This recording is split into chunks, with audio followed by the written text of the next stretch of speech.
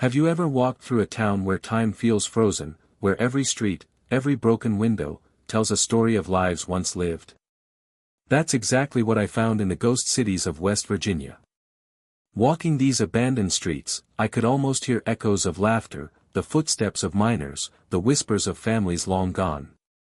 It's not just ruins, it's history, memories, and emotions trapped in silence.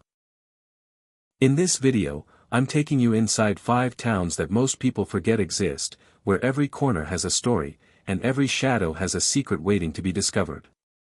If you love exploring forgotten places and real-life mysteries, make sure to hit that subscribe button and join me on this journey. 1. Thurmond, West Virginia. The small town of Thurmond, West Virginia, feels like stepping back in time the moment you drive down the narrow streets. As I walked along the cracked sidewalks, I could hear the soft whisper of the wind moving through abandoned buildings, and for a moment, it felt like the town itself was breathing.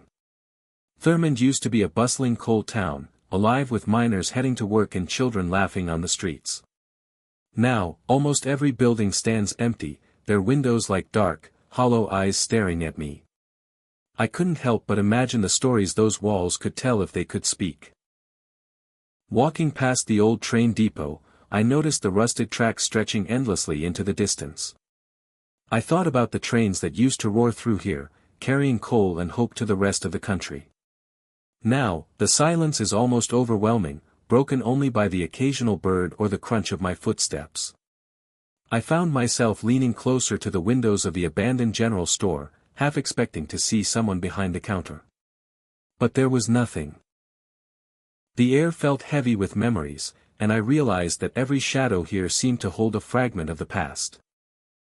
I wandered toward the riverbank, where the coal company houses once lined the streets. Each home told a story of families who worked tirelessly and lived quietly, their lives intertwined with the fate of the mines.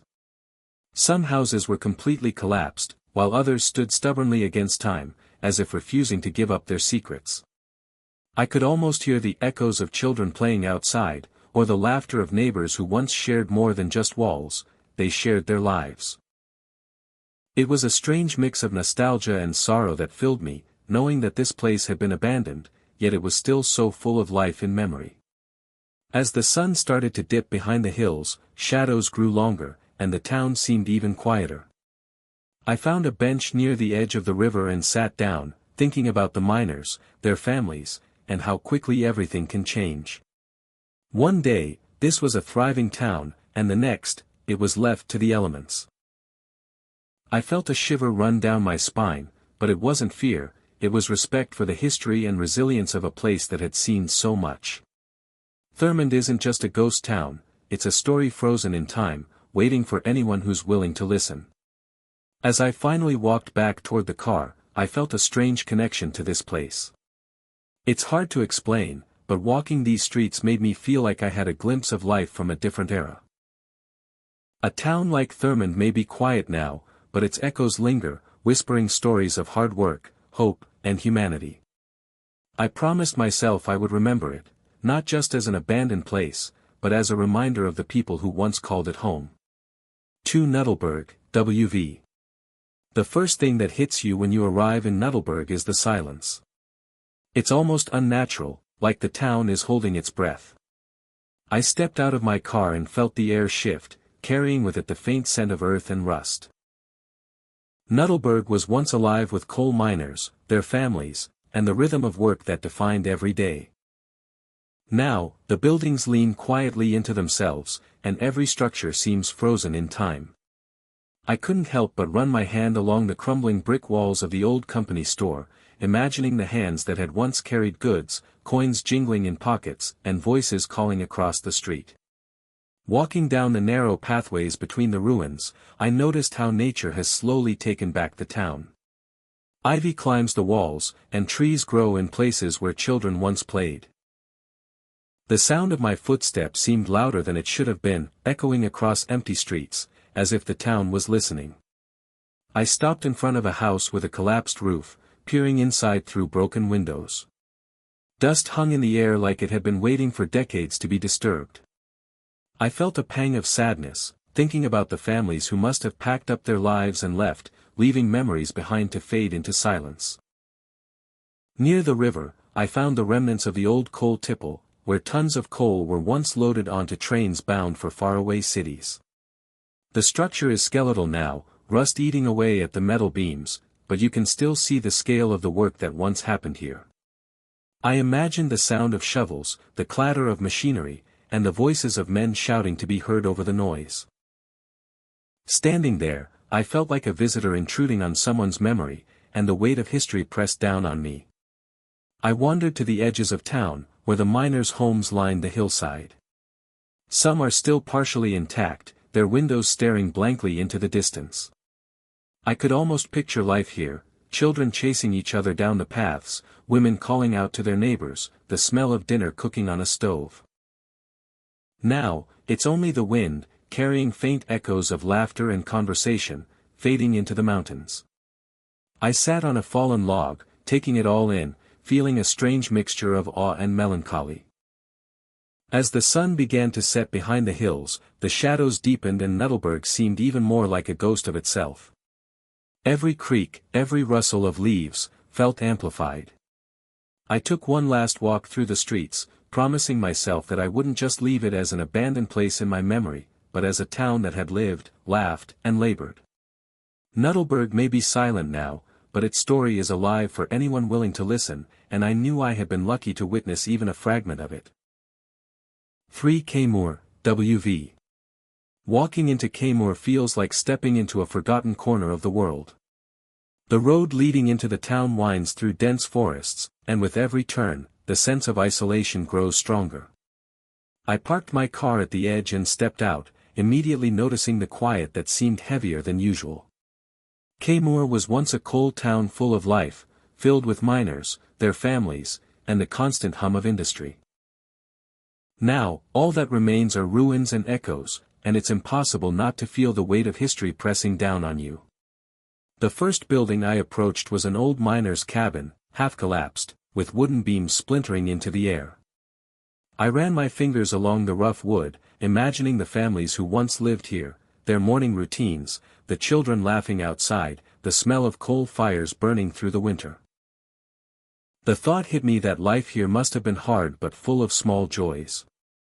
Every step I took along the crumbling pathways reminded me that these were more than ruins, they were memories frozen in time, waiting for someone to see them. As I walked further into the town, the skeletal remains of the coal tipple came into view. Rusted metal beams reached toward the sky like broken fingers, and the silence around it was almost deafening. I closed my eyes for a moment and tried to imagine the sound of miners working tirelessly, shovels clanging, the whistle of the train arriving to carry coal away. The thought sent a shiver down my spine. It's hard to describe the feeling of standing somewhere where so many lives intersected with struggle and hope, only to now be completely abandoned. I found myself wandering through the remains of the company store, its shelves long gone but the space still holding a strange energy. As the sun began to set, shadows stretched across the broken structures, making Kaymore look even more like a town caught between two worlds. Every creak of the old wood, every rustle of leaves, felt amplified in the emptiness. Walking back toward my car, I couldn't shake the feeling that this town was alive in its own way, carrying the stories of those who had built it and lost it. Kaymore may be abandoned, but its spirit lingers, whispering lessons about resilience, community, and the passage of time to anyone willing to listen. For Red Ash, W.V. The moment I stepped into Red Ash, I could feel the past lingering in the air. The streets were empty, and the quiet was almost unsettling, like the town itself was holding its breath. Red Ash had once been alive with the sound of coal miners heading to work, families chatting on porches, and children running through the narrow streets. Now, the buildings leaned in on themselves, their paint peeling and windows dark, and it felt like I had entered a place frozen in time. As I walked past the old company houses, I couldn't help but wonder about the people who had once called this place home. Each house had its own story, some crumbling completely, others still standing stubbornly, like they refused to give up their memories. I imagined mothers calling their children inside for dinner, fathers coming home exhausted from the mines, and neighbors exchanging stories of the day's work. The thought made my chest tighten, a mix of sadness and respect for the lives that had been lived here. Further down the street, I came across the remains of the coal tipple, rusted and skeletal against the fading light. I could almost hear the sounds of machinery, the shouting of workers over the clanging metal, and the trains arriving to carry coal away to the rest of the country. Standing there, I felt the weight of history pressing down on me. It was hard to believe that a place once so full of life could be left completely abandoned, yet the evidence of its past remained etched into every surface. I wandered into what was left of the general store, its shelves long gone but the building still standing. I traced the doorframes with my fingers, imagining the people who had bought their groceries here, exchanged news, and laughed with one another. Nature had started reclaiming the town, vines crawled up the walls, and grass grew in the streets, but it didn't feel eerie, it felt like a reminder that life continues, even when places are left behind. I sat on the steps of the store for a moment, taking it all in, feeling the connection to the town and the people who had made it what it was. As the sun began to set behind the hills, shadows stretched across red ash, making it look even more like a ghost of itself. The wind whispered through broken windows and empty streets, carrying faint echoes of the past. Walking back toward my car, I realized that Red Ash wasn't just a forgotten coal town. It was a monument to the resilience of those who had lived there and the passage of time that eventually claimed it. Every corner of this place told a story, and I felt privileged to witness even a fragment of its life. 5 Coalwood, West Virginia. As I drove into Coalwood, the first thing I noticed was the silence. Unlike the roads leading into busy towns, here the streets were empty, and the houses stood like forgotten memories. Coalwood had once been a lively coal mining town, where the air was filled with the sound of whistles, children laughing, and miners walking to work each morning. Now, everything felt frozen in time, like the town was holding its breath, waiting for someone to remember it. I parked my car near the old schoolhouse, its brick walls cracked and windows dark. I walked slowly, imagining the children who once ran these halls, their voices echoing through the corridors. I pictured teachers calling roll, parents waiting outside, and the smell of chalk and lunchboxes filling the air. There was something deeply sad and beautiful about seeing these remnants of life that had once been so full, now quiet and abandoned. I felt a strange connection, as if I could almost hear whispers of the past carried by the wind. Moving toward the center of town, I noticed the miners' houses lined neatly along the hillside. Some were partially intact, while others had collapsed entirely, giving way to wild grass and creeping ivy. I ran my hand along a wooden porch railing, imagining a family gathering there, sharing stories after a long day underground. I could almost feel the warmth of a fire burning inside, hear the laughter, and smell the food cooking. The contrast between life and decay made the town feel alive in memory, even as nature reclaimed it. Near the old mine entrance, rusted equipment stood like monuments to a bygone era. I stopped and closed my eyes, picturing the miners working tirelessly, their faces streaked with coal dust, the rumble of machinery all around. It's hard to describe the feeling of standing in a place where so many lives intersected with struggle, hope, and community, and now all that remains is silence. A shiver ran down my spine, not from fear, but from the respect I felt for those who had lived and labored here. As the sun began to set, Coalwood looked even more like a town caught between two worlds. Shadows stretched across the streets, and the wind whispered through broken windows and empty homes. Even in silence, the town speaks, and I felt privileged to listen.